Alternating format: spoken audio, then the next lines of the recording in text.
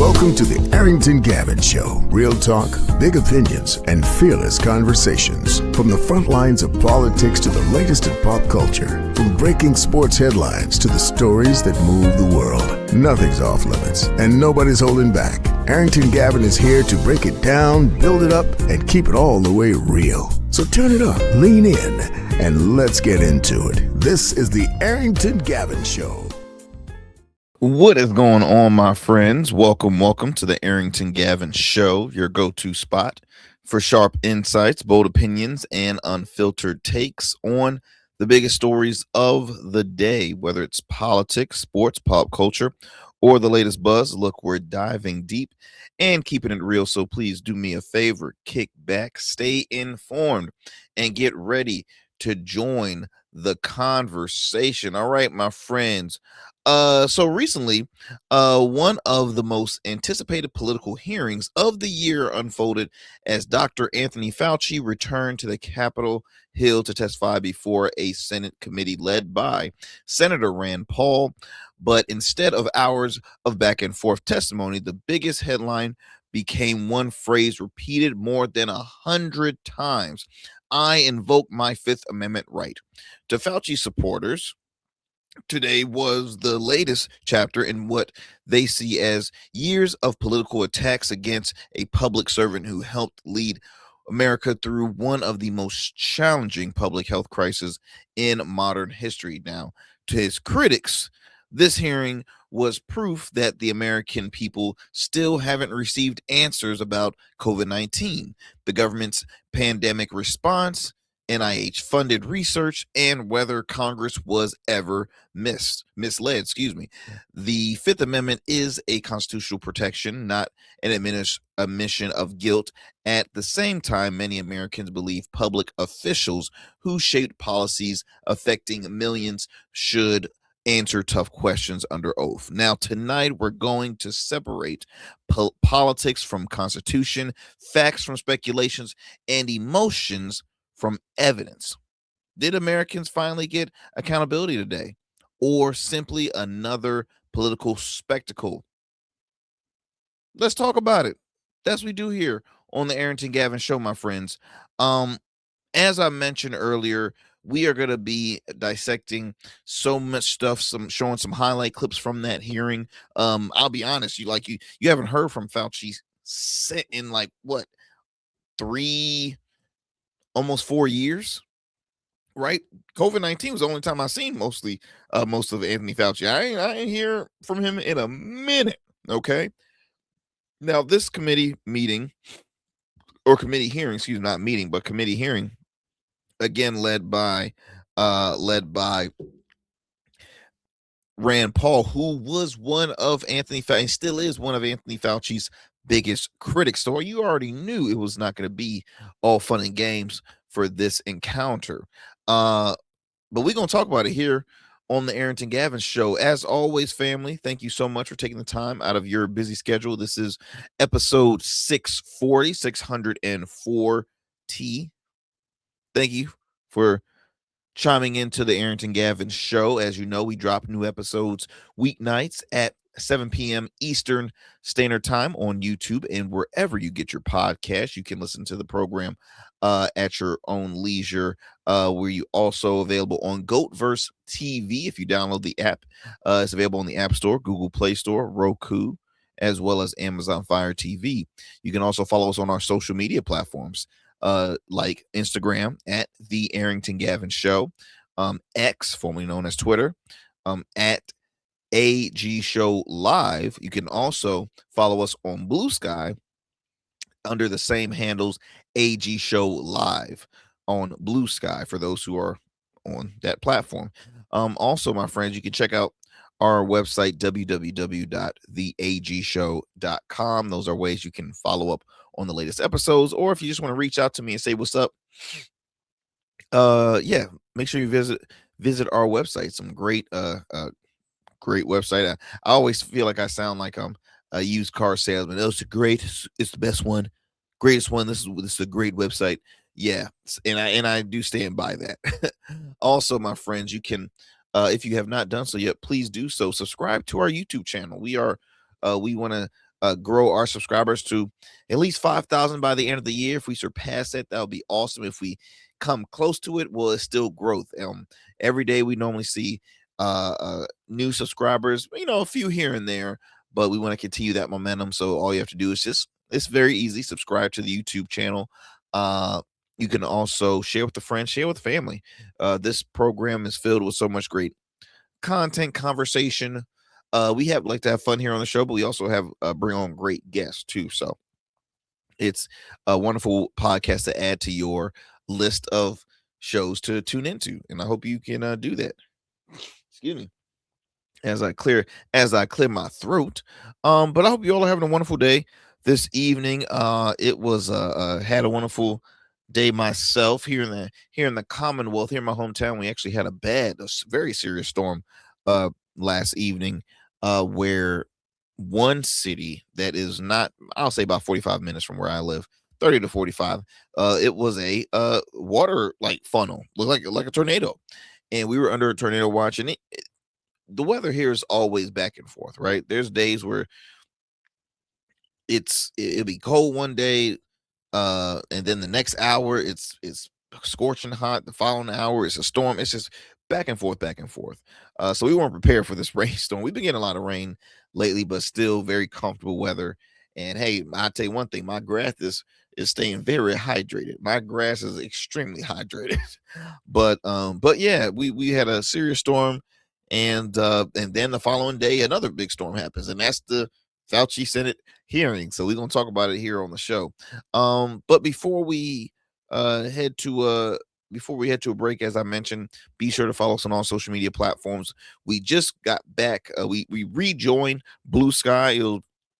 We took an absence from Blue Sky, even though I know on the outro of this show you hear follow us on Blue Sky, and it gives us the platform. We're also on Substack too, so please follow us there on Substack. But we had rejoined Blue Sky, and so I would love to, if you can help beef that platform up if you happen to be on Blue Sky. I know a lot of, so the thing is, X is usually more conservative leaning supporters, right? Blue Sky is supposed to be like the liberal alternative of X. I'm on both. So I'm just turn my I'm on both because, well, I can do that. Whatever. I'm on that. I'm also on and y'all know this, for those who tune in the show, I'm on Rumble as well. So there's no platform that I back away from. I'm on all the platforms. I want to expand our audience. For a long time I was on talk radio in some serious markets, and a lot of folks were probably saying like, Arrington, why the hell are you not on there?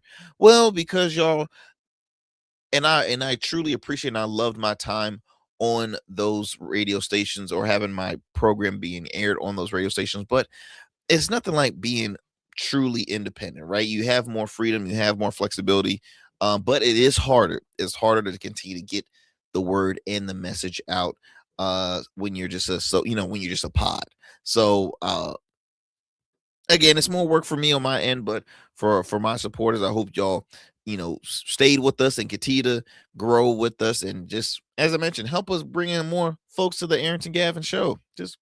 We need to expand our family, my friends. And that's all I want to share. Now we're going to head to a commercial break. Don't go anywhere. We'll be right back. You're listening to the Arrington Gavin show. Every man has a story to tell. Your ambitions, your achievements, your legacy. Your suit should reflect that story, crafted precisely, designed for impact, and tailored exclusively for you. We work with only the finest fabrics, luxurious wools, silk, linen, and blends from world-renowned mills in Italy, the UK, and India. These fabrics are the foundation of custom suits that exude elegance and stand the test of time. But a suit isn't just about fabric, it's about fit, and it's about confidence, and it all starts with you. When you work with me, you'll receive a personalized consultation, whether in person or over Zoom. Together we'll explore your vision and discuss your needs. and we're going to bring your ideas to life. My journey as a designer includes apprenticing under New York-based designer Clavon Leonard, showcasing collections at New York Fashion Week, Algeria Fashion Week, and the prestigious Baltimore Met Gala. That experience is what we bring to every suit we create, from weddings to corporate events and everything in between. We specialize in crafting one-of-a-kind suits for life's most significant moments. Dapper Luke has been recognized as one of Baltimore's best menswear in 2023, and I was honored to be one of the 10 designers selected for the prestigious Baltimore Met Gala. With over 900 satisfied clients, we proudly serve Virginia Beach and Baltimore, bringing world-class designs to these incredible communities. We don't just make suits, we craft confidence. Your suit will fit your body, your style, and it will tell your story. Book your free online personal consultation today. Visit www.dapperluke.com. What's up, y'all? Welcome to And we still in traffic. I don't look familiar, do I? Not in this seat. Hey, what's that you listening to? Here to host today. Hey, turn it up. With me? Yeah, this that new GoVerse app. I got you. So y'all want to know where the goats are? They're off on the sidelines. Looking for fresh, relevant content wherever you go? What was the name of the app he said? Introducing GoatVerse TV, GoVerse, that's what it's called. the free streaming app that brings you the best podcasts, current events, and thought-provoking opinions all in one place. Download it now from the Apple Store or Play Store. In Goats, we trust. Order your beard care products with Rugged Evolution. We're your local beard care line that supports the maintenance of your full, mature beard. Our line includes conditioning shampoos, moisturizers, balms, oils, shaving lotions, and exfoliating soaps. These products moisturize, hydrate, nourish, and have all the natural ingredients for a healthy beard. Log on to our website or download our app to place your orders. Become a man of distinction with Rugged Evolution Beard Care. And remember, Rugged is the new smooth. I'm Aaron Phillips. Join me Saturdays at 12:30 as I host The Voice of 757. I'll share news, events, happenings, and the people that shape the 757. That's The Voice of 757, Saturday afternoon at 12:30 right here on Sky 4. What is happening, y'all? Welcome. Let me turn this. There we go. I got so many folks. Folks always hit me up in the worst time, and I'm like, now my phone wants to go off, and people are contacting me because again, they're like, "Oh, is Arrington recording? Maybe it's not. Whatever." But before we get going to talk more about Fauci, so remember on the last, I believe the previous show, I had shared the story about Tuskegee University with their new dress code policy that has a lot of folks weren't really too happy. And folks meaning students, right? Now I shared my honest opinion. I think the dress code policy is needed. I think it's important, and I'm for it. I don't see why it's an issue to say, hey, look, it's not a bad thing to dress presentable when you're outside. Folks don't have to see. You don't have to make everywhere your bedroom. You don't have to make everywhere your like you're on the couch. Like, I mean, they have presentable clothes that are very comfortable that you can sport while you're in class, while you're at functions. The policy was had mentioned, no do-rags, no slippers, right? For no revealing clothing. I don't see that being an issue. Because look, when I was in school, I remember I saw folks, dressed in, they were wearing their slides, wearing pajamas. I've seen folks wear bonnets, and I'm just like, now it's like, 2 something is way past lunchtime. Like, you still got you got pajama pants on, and you got a bonnet. Like, why? Like, I don't get it, right? So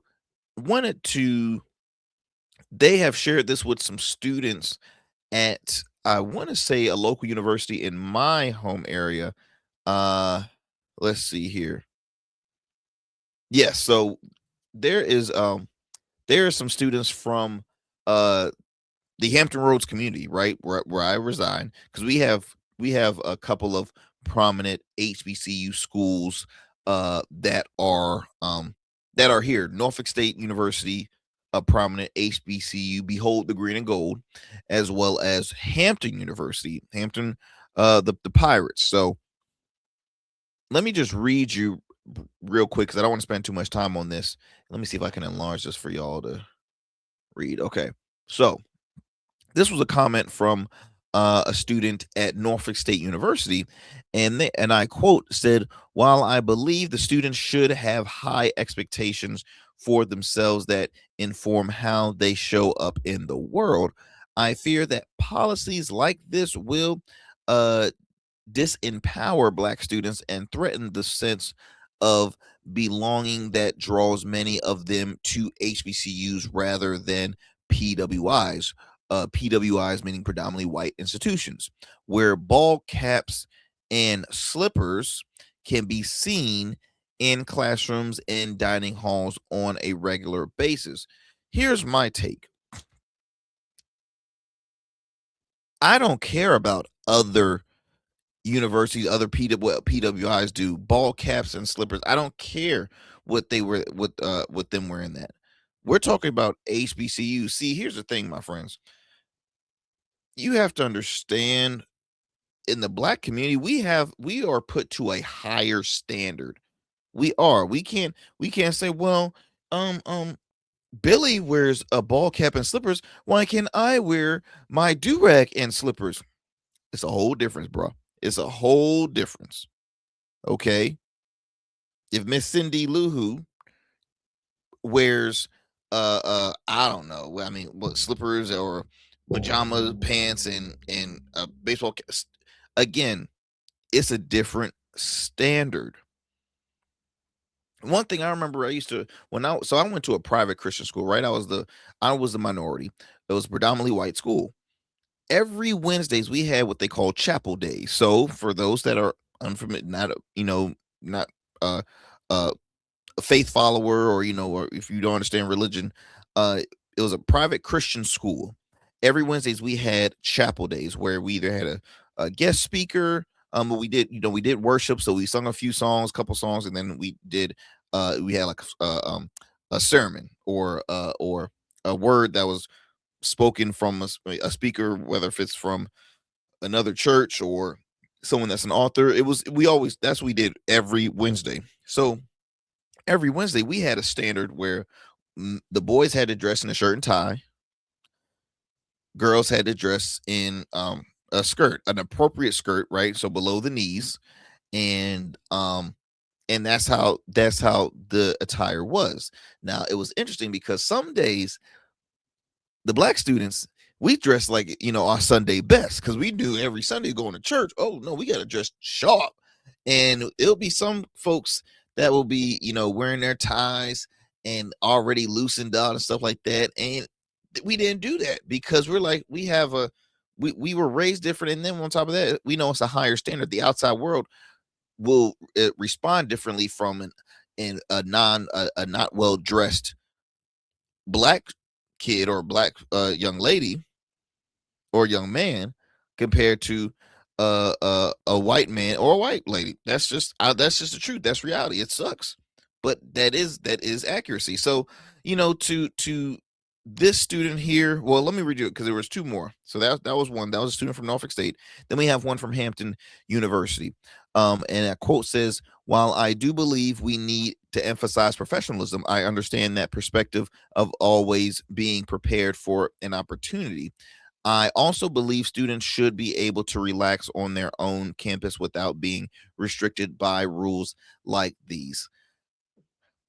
Again, people don't ever like to be told what to do. I look at this as a needed, and it's very important because I'll be honest. If when I'm just going to the grocery store and I see somebody wearing a bonnet and pajamas, like I said, during the day, that it sickens me, especially if it's a sister or brother. I'm just like, look, I understand you on your day off. You could care less. You chillaxing. But that's just my prep. That's just me. If I'm relaxing, if I'm on my off day, I'm gonna put on some sweats. I'm gonna put on a sweatsuit or just again a outfit that's somewhat matched. I'm like, I don't know who could be, anybody could be looking. I have a higher standard. It's all about a standard. So I students are always going to be like, well, I can't stand rules X, Y, and Z, but you heard all of them are saying, I understand, I believe in this, I believe in that, but I just don't want this. But no. So somebody that I rarely agree with, okay, just put out a video of her response to it. And that is the one and only Monique, comedian, actress, Oscar winner, NAACP winner. I never agree with Monique, but here's what she had to say. She shares her thoughts about the recent dress code, the new dress code policy at Tuskegee University. So listen to this. I've been seeing it, not just at the airport. I've been seeing it at the store, at the mall. I've been seeing sisters showing up with these bonnets and headscarves and their slippers. And the question that I'm having to you, my sweet babies, when did we lose pride in representing ourselves? When did we step away of let me make sure I'm presentable when I leave my home? Let me make sure I'm representing the family I created so that if I'm out in the street, I look like I have pride in myself. And I'm not saying no full face of makeup. I'm not saying no full front lace frontal. I'm not saying none of that. All I'm saying is, could you please comb your hair? And if you don't want to comb your hair, they got enough shit out here now, baby, where you can style yourself up and look like you have pride. I've been seeing it, not just at the airport. Hey, look, I'm sorry, y'all. I don't disagree with Monique on that. I really don't. She said, look, if it's a point where she's like, I don't just see it at the airport. I see it at the grocery store. I see it here. I see it there. If you don't, at least comb the hair. I mean, like, she still is a comedian, right? She might not be my, one of my faves, but I agree with her in this case. So I just want to continue on that conversation about the whole bonnet and about the Tuskegee dress code, because I think it's still going to be ongoing. Personally, I think it's still going to be ongoing. But as I digress, y'all, let me go ahead and talk a little bit about this. Well, not a little bit, a lot, really. And we have other topics that I don't know if I'll have time to really speak on them. But I want to talk about the Fauci Senate race. Okay, so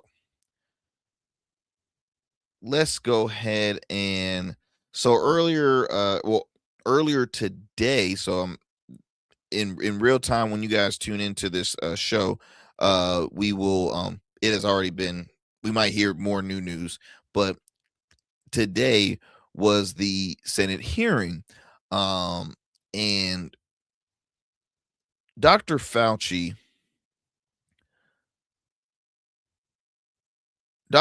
who was at least he became very popular during the COVID era, because I really didn't know who the hell Fauci was until they're like, oh, this is who this person was. He was the man that was in charge of all the basically the medical decisions when it came to okay, how should we do this? When we have certain medical issues happening across the nation, how do we call this? So are we going to do like a everybody must stay home, or everybody must not eat this, everybody must not touch that? What do we do? So again, it was held by the Senate Homeland Security and Governmental Affairs Committee and chaired by Senator Republican from Kentucky, Rand Paul. Focused on the federal government's response to COVID-19, the origins of the virus, the NIH-funded research involving China, and whether Dr. Fauci was truthful in previous congressional testimonies. Now, the biggest headline from this was when Fauci invoked the Fifth Amendment. Now, most significant developments was not just he didn't invoke it once, well over 100 times. Now, the reason why, and matter of fact, I think I have a clip of him. So here's some, because I'm gonna play a few highlights throughout this segment. Here is okay. So here's a clip of Fauci here invoking the Fifth Amendment. Given Senator Paul's obvious obsession with calling for my prosecution, his repeated slanderous comments about me, and recently his publicly releasing my unredacted personal diary aimed at embarrassing and intimidating me, the only conclusion I can reach is that the sole reason he is calling me before this committee is to get me to say something, anything that could vindicate his repeated public pledges that I end up, in his words, quote, behind bars, unquote. Any reasonable person who has followed his unhinged obsession with me would readily come to the same conclusion. Therefore, although it pains me to do so, because of the respect I have for the legislative branch of government and my decades-long record of cooperating with Congress, under the advice of my attorneys, I will invoke my right under the Fifth Amendment of the Constitution to refrain from answering your questions. Thank you. We will now begin a round of questioning. Dr. Fauci, your testimony today is compelled by a lawful subpoena. As you know, it's a crime under 18 U.S.C. Section 1001 to knowingly make a material false statement to Congress, with a penalty up to 5 years of imprisonment. Understanding that you are under oath, the American people would like to understand your reasoning, your rationale for why you chose to fund the research in Wuhan.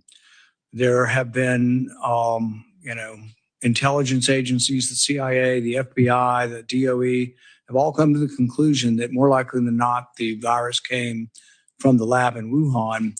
And so we'd like to know, what was the rationale? What was the discussion? How, what went behind the decision to fund the research in Wuhan?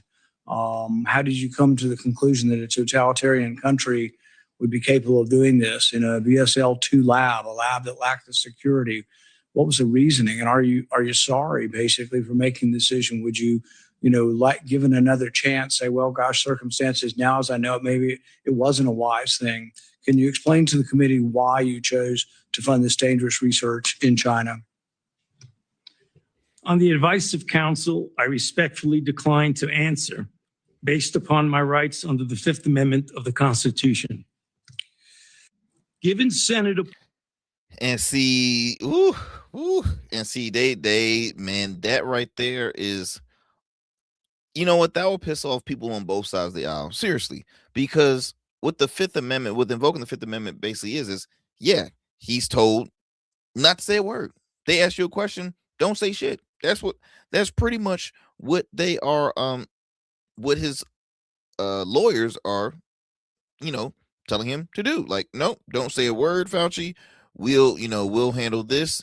Don't say nothing. That's what they're telling him. Okay. And so let me go ahead and kind of go back. Let's go back to what Senator Rand Paul was talking about. So yes, COVID-19, the coronavirus, it was first identified in December of 2019 in Wuhan, China.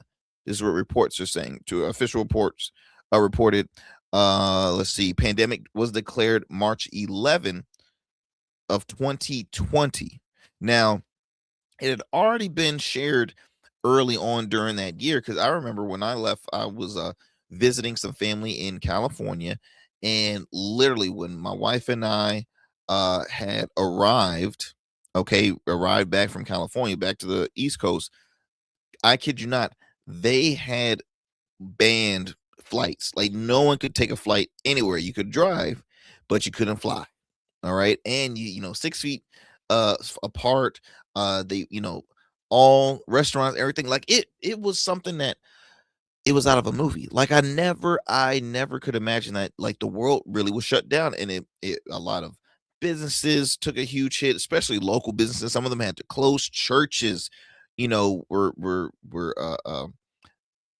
closed down. They couldn't afford to stay open. education, right? Schools, elementary school, middle schools, it was so bad. Test scores was going low because there was no in-person teaching. It was all remote, and it was a struggle to a lot of teachers who's not tech savvy and not really familiar. And it affected me. It affected home for me because I had worked around about 3.5 years in healthcare. I worked in physical therapy. Okay. When this happened, it was so many different rules that we had to abide by. What, of course, the 6 feet mask 24/7. Then the physical therapy clinic that I worked with was attached to a hospital. So it was at one point. Now I was already slowly but surely turning in my papers to leave that career because my business was expanding a little more, and I'm like, okay, I think it's time for me to ease on out. We had to, the hospitals were outnumbered because so many folks were getting sick, and they're like, okay, look, we're gonna need you to make some extra money and and come to the hospitals and work in the hospitals. And it was scary, and I'm just like, and I was getting ready to leave anyway. And they said, well, we just need you to do temperatures. A buddy of mine was like, okay, I'll sign up. Extra money, perfect. Instead of just saying, okay, you gotta take the temperatures, they moved him up to the COVID floor. All right. I had a cousin that lived in New York. No, I'm sorry, lived in Jersey, worked in New York, and she was one of the patients that got a bad case of COVID, where she was in the hospital for weeks. I mean, to the point when she was released, there was a local article in her home area. My dad, right? My dad was he still is. He was an educator, and he taught, and so he had to adjust teaching from a home. Had to do the whole setup. Like if he had his own podcast, he had to adjust. So really, we all I saw it firsthand on how it could affect. But they're saying it was declared March 11th of 2020. Now, reported confirmed cases worldwide was more than 777 million. Reported deaths worldwide were more than 7 million. Reported deaths. All right.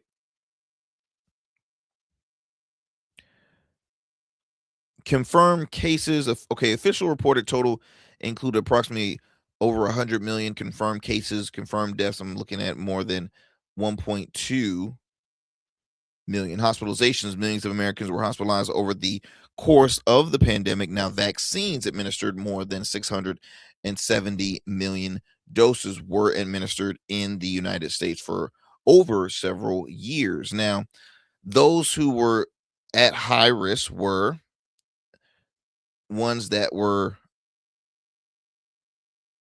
let me go ahead, and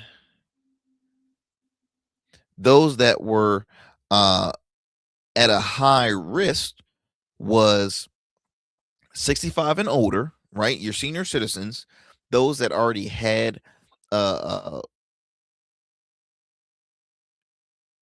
certain ailments. So, for example, if you were diabetic, if you had heart disease, obesity, chronic lung disease, cancer, other weakening immune systems, you were at high risk of catching COVID. All right. There was also folks that would say, I feel like I might have had it the year before. I feel like I might have already had it, because there was always a toss up. It's a flu. It's the flu. It's this. It's another cold. It's just another severe cold. Now, I get it. I was skeptical when they said, hey, look, we have a vaccine, you need to take it. Everybody's like, can we have a little more research? Is it effective? Is this a cure? This is just what does this do? Like, we need more info, because everybody's skeptical. Look, there's tons of folks out there in America that do not believe in vaccinations, period. This was before COVID vaccines. People don't believe in vaccinations. I know a lot of folks that are paranoid, say, I'm not taking that. That's what they want you to do, because that stuff can cause this, that can cause that, this, that. And I'll be honest, ever since I was a baby, I took vaccines. There was never a time where I didn't take vaccines. And It's nothing. I felt fine. My body was used to it. Okay. Now, for those that were not used to taking it and they were skeptical, they had the right to say, "Well, I don't want to take it. I don't want to. I'll just, I'll find a holistic remedy, or is there another form of medicine that I can take?" Some folks were saying, "Well, I don't think it's healthy for me to take this because I might have a bad reaction to it." So that's fine. There were businesses, companies that, yeah, they forced it on their employees, especially in the healthcare facilities. If you were a healthcare worker, you had to take it. There was no maybes, buts. If nope, you had to take it. And I get it. It's unfortunate. 'Cause look, I'm pro-choice. You have the choice to take it if you want to. If you don't want to, you shouldn't be forced to. So you had that back and forth, but really it did become political. I mean, this was, in my opinion, the rise of RFK Jr., because RFK Jr. was against taking the COVID vaccines. That he literally campaigned on that during his presidency. That's what made him a political household name. That's what got him the job of Health and Human Services, which I still think is bogus because the man's an environmental attorney. What does an environmental the man plays? He literally was catching black snakes with his bare hands. Health and Human Services, I'm not buying that. I've already mentioned the economic impact. Millions of jobs lost, unemployment, unemployment was low. A lot of what do you call it, people were on unemployment. Some of them said I make more money on unemployment than I do at my job. There were a lot of interesting statistics that was all surrounded by this. Now, going back to Fauci, he took the fifth. Fauci argued that he believes the investigation has become personal and politically motivated. Even though he previously received a presidential pardon covering actions during the pandemics, he could still legal consequences if he made inaccurate statements under oath. He maintained that his previous congressional testimony had been truthful. Now, that's where it's like, oh, it's a little dicey, because Biden was the one that gave him the presidential pardon, not Trump. But as they said here, he could still face legal consequences if he made inaccurate statements under oath today. So the thing is, he pleaded fifth, which means he was not answering not a question. He kept his mouth shut. Now, if you're an innocent man, wouldn't you want to, but hey, he didn't say a word. He's listening to his attorneys. So I get it. I just think, you know me, y'all. I look at it like when folks pay settlements. If someone pays a settlement, that to me doesn't say I'm innocent. That says, no, I think paying settlement sometimes could be a little guilty, in my honest opinion.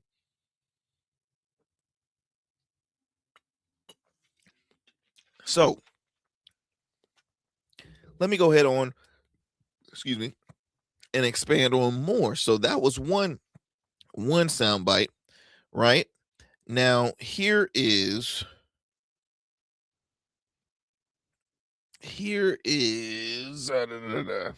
okay.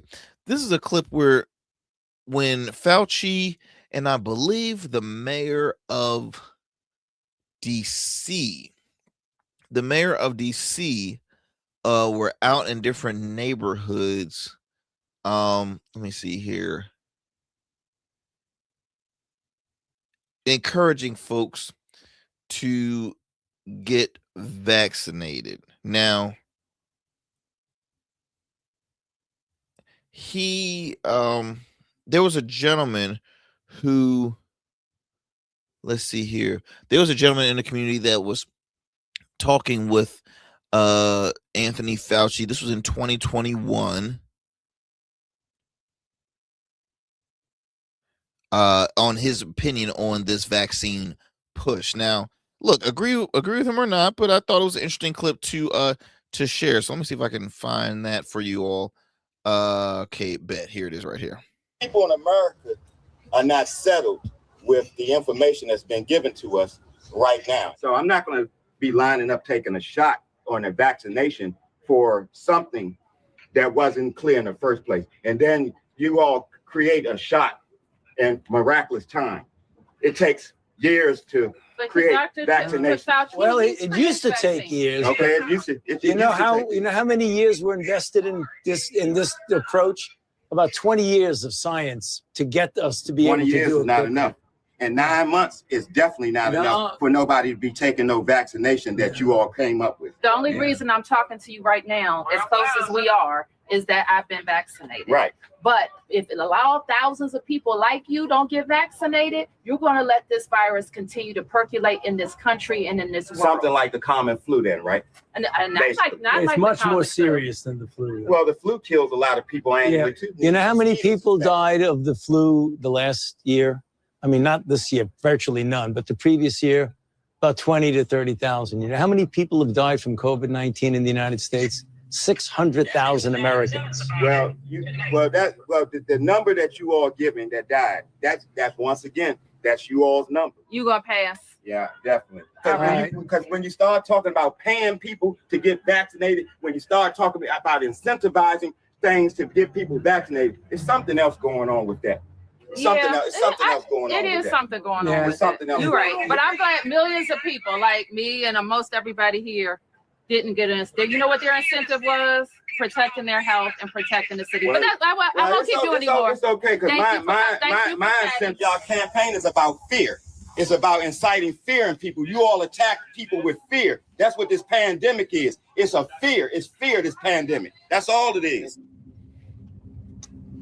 The people in America. Now, there's probably a large number of people, especially on the right, that loved and applauds this man. Okay. And look, I shared my honest opinion because I knew folks that were, team vax and team anti. I look at it like this. Listen to the medical professionals. If my physician tells me I highly recommend you to get vaccinated, then I'm and maybe I'm too naive to put all my faith in my physician because at the end of the day, your own body, you know how your body fluctuates. But ask me this: did any of these folks that were mostly anti? I'm just gonna explain. This man, for example, I wonder how many years did he do in medical school, right? What does he, he's saying that the campaign during the COVID was all about pushing fear amongst people. Well, I'm sorry, but when deaths are involved, it's really not them forcing fear. It's just facts. People died because of COVID. People die from the flu. People die from sicknesses. I get it. And then you heard the man say, because Fauci had told him, we created this thing based on 20 years of science. 20 years of science. He's like, that man said 20 years not enough. I'm like, bruh, really? I can see you saying 9 months are not enough. 20 years is enough. But I'll be honest. I took the vaccine. Now I think I took in maybe 2. There was a period where people were taking 3, 4, 5. I just took the 2. I took 2. I feel fine. Yeah, I never had any effects, no nothing. It didn't make me feel like a freaking mutant. No, I was fine. Again, there are folks that chooses issues like this and they turn them into political agendas. That is proof. Absolutely. People still talk about it to this. People use that in campaigns, like, hey, look, this administration ignored COVID vaccine and it turned into a huge disaster. So people have political agendas for this. But all I'm saying, y'all, just be real. We are not doctors. We are not medical professionals. If they say, hey, look, I highly recommend, then guess what? I'm going to highly recommend take it. Because that's the issue right now with a lot of people being so skeptical of going to the doctors because they fear for the bill. Some of them might not be fortunate to have health care. Some of them might have it. Look, I know people that got a crap ton of health care and they don't utilize it, from going to the dentist, going to the doctors. They don't utilize it. Yet they're the same ones that are probably saying, I ain't trying to take this thing. All right, good. Whatever. You do you. You do you. Okay. So that was one clip. Got another one I want to share with you. Let me see here. Oh yeah. So this is John Fetterman, who actually showed up in a suit for a first, and I see why he wears sweats and shorts, because the suit looked weird on him. In all honesty, untailored suit, it was disgusting.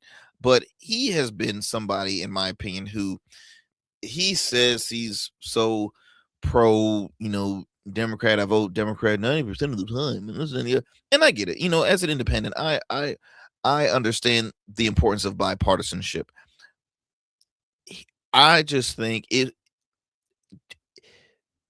become an independent, bro. Just do it. Just like he's doing stuff that is really, and he does a lot of stuff in favor lately with the right, but let me just play you this here. I'm not here to perhaps attack you or defend or anything. It's really just more honestly, I just want to acknowledge I have had members of my family die from COVID, and now I also grieve for people that I've met that have lost their business through the pandemic, and they'll never been the same. Now, as during the pandemic, I was the lieutenant governor, so we were in the middle of all of that maelstrom, trying to find the right balance between protect life and protect the economics and for all of it. And I'm not sure if we got it all right or wrong, but without a doubt, I can continue to question myself. But one that it's not about much more your regrets, but I have one. And that is early on that there was the theory that the virus could have emerged from the lab. And early on that became like a right-wing kinds of theory. And I thought it seemed to make sense. Now, there was a really advanced lab that was close by, and then you have this unknown virus out. So, but that became a very partisan thing. And now it seems now it's more and more emerging theory that would have come from the lab. Now, I think that the next time our nation's facing something like this, we are not become, as I might have been, blinded by the partisan idea that maybe the truth might come from a side that's different than you are. But I think we should really be willing to pursue truth, no matter where that may have emerged, after for all of that. So, and I now cede the remain back to the chair. Thank you. What the hell was all that? Literally, he was just trying so hard to be like, bro, might as well just should have said, why can't we all just get along? I don't know who's telling the truth. I don't know who's accuracy. And look, I hear points of it, but in that setting, I just think he should have been a little more upfront of exactly what are you, what are you saying? What are you saying? Here is, okay, this was, Fauci's lawyer getting escorted out by security after a heated exchange with him and Senator Rand Paul. Again, Rand Paul cannot stand Fauci at all. So it's a lot of stuff happened. Check out this clip here. I would say, sir, sit quietly and don't say another word. I said, sit quietly. You are not recognized. Another word and you're gone. In fact, the attorney was told not to sit at the table, and he's not obeying that recommendation. There's a row behind you, sir. That's where you were told to sit, and you're not. And now you're disrupting the proceedings. And so, look, this is the way Anthony Fauci wants to be remembered, for a lawyer not listening to the rules. That's the way you want to be remembered, and that's what you're going to do. You are not recognized, sir. Security, please remove him from the room.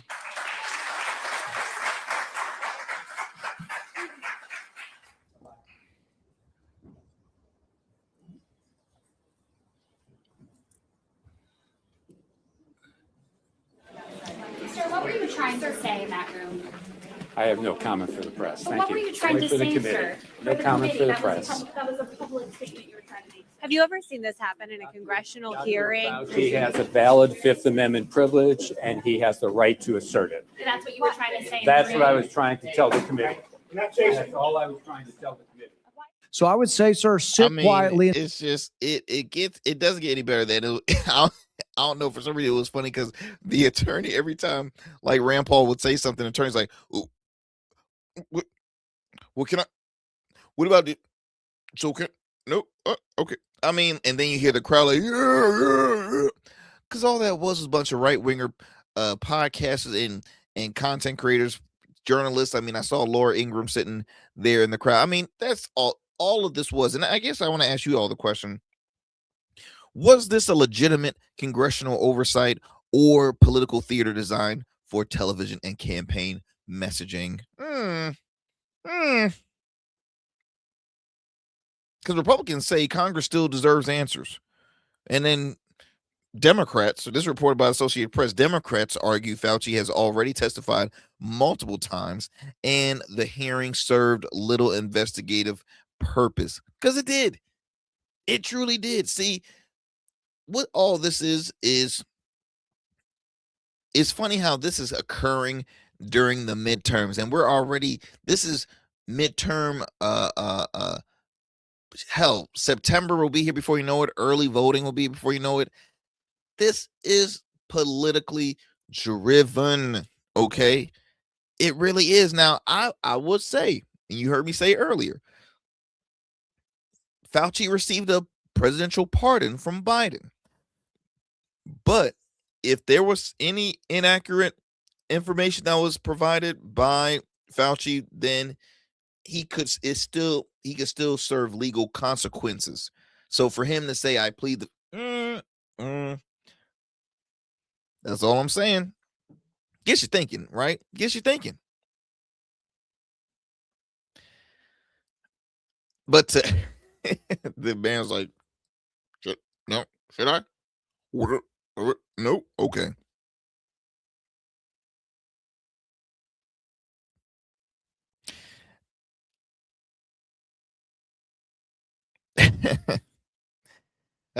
It's funny. Last clip, man. Last clip I'm gonna share, and then we're gonna close talking about the Fauci thing. Let me see here. This was U.S. Senator Moreno from Ohio. This was what he had to say.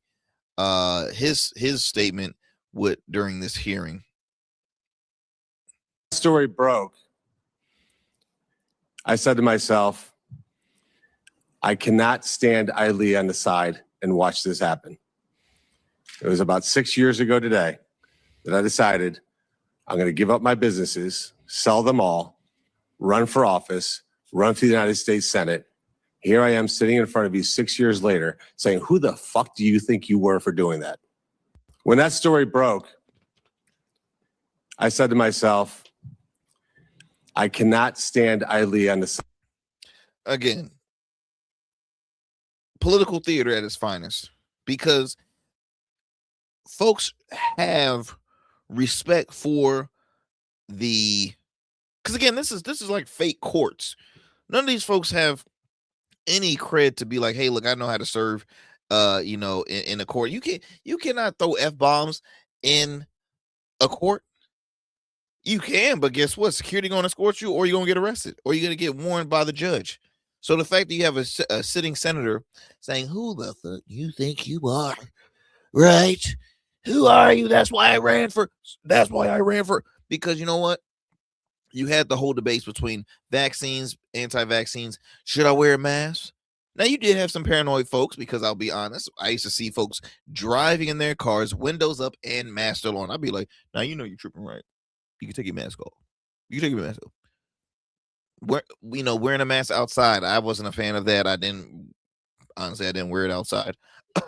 But it was what was interesting was when Trump administration, even Trump himself, they all were so against the whole, I'm not getting a mask on. I'm not wearing that.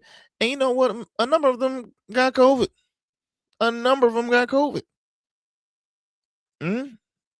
Like, just like that.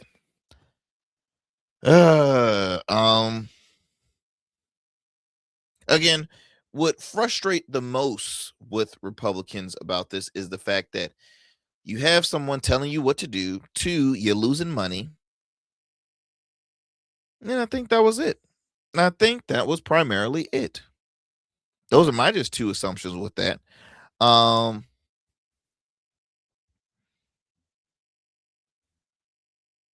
Now I leave with asking you all this. Did this hearing, if you tuned into it, because I just shared just a little bit of intake with you on that, but did this hearing increase or decrease your trust in Dr. Anthony Fauci? Right now, I will say Fauci became a household name because of COVID-19, right? The time, all the magazine front covers, the countless interviews, book deals, this, that. He became a household name. Now, should that have occurred during the pandemic? Because what was a turnoff for me from some folks from the left? For example, because I'm not a fan of him, I'll use Gavin Newsom. Gavin Newsom will tell folks, hey, you have to, stay indoors, 6 feet apart. Don't go outside. He was telling them that. Yet there will be pictures, video clips of him outside having a good time with people, partying, having a great. He's doing the opposite of what he's telling his constituents to do. So I'm like, you can't initiate certain things and then you go ahead and do the opposite. That's no. So you had folks like Newsom doing that. Now, look, at least the right said we just ain't gonna do it. We ain't gonna do it. Look, so that was primarily why Joe Rogan moved from California to Texas and built a whole empire in Austin, Texas. Because see, red states were open. Florida stayed open and stayed making money, and numbers weren't that bad. And that's the truth. They stayed open. UFC still went on. Austin, Texas still went on.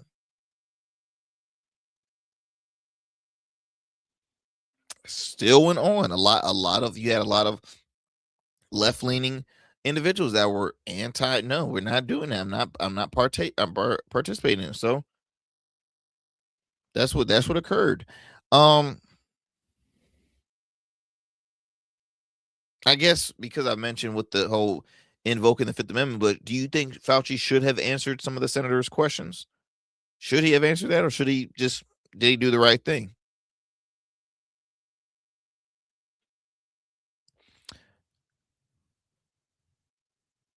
And then I think my last question I want to ask you all.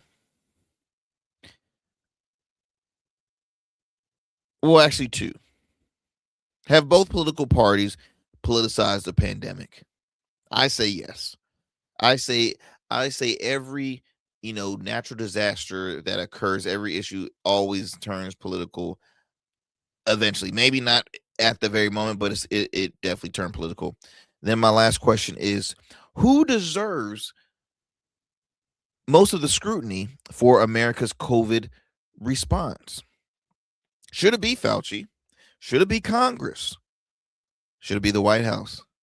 Should it be state governors? Or should it be China? Should it be China? What do you think? Who deserves the scrutiny? Who deserves the scrutiny, my friends?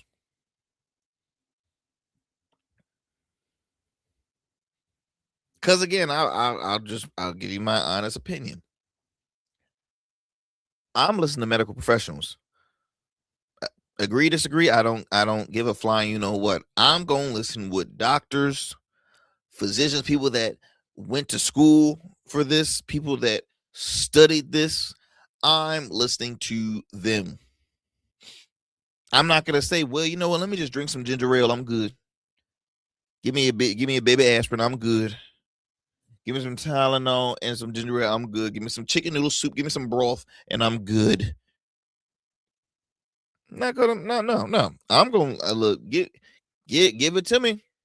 Stick me up. Seriously, I'm listening to my doctors. Y'all. That's just my 2 cents. But everyone has their opinion. Everybody has the right to do what they want to. Now, the main thing I just don't agree with was the fact that folks were, because of their jobs, they were forced to get vaccinated. Right? You either get vaccinated or you don't come back to work. You either get vaccinated or you don't go to school. So I get that. That part I do get. But yeah, I wanted to share that. Now, yeah, I had a few more other stories I was going to talk, but this was very important. And I wanted to really discuss this with you all because it was a huge story that was talked about all day. And we're going to continue to hear this probably within the next weeks, but it's interesting that this all occurred in this time during midterm season. So yeah, we will see, my friends. We will see. But until then, thank you so much as always for sticking with us here on the Arrington Gavin Show. Do me a favor, continue to stay safe and stay informed. And I will talk to you all for another great convo here on the Arrington Gavin Show. I'm out.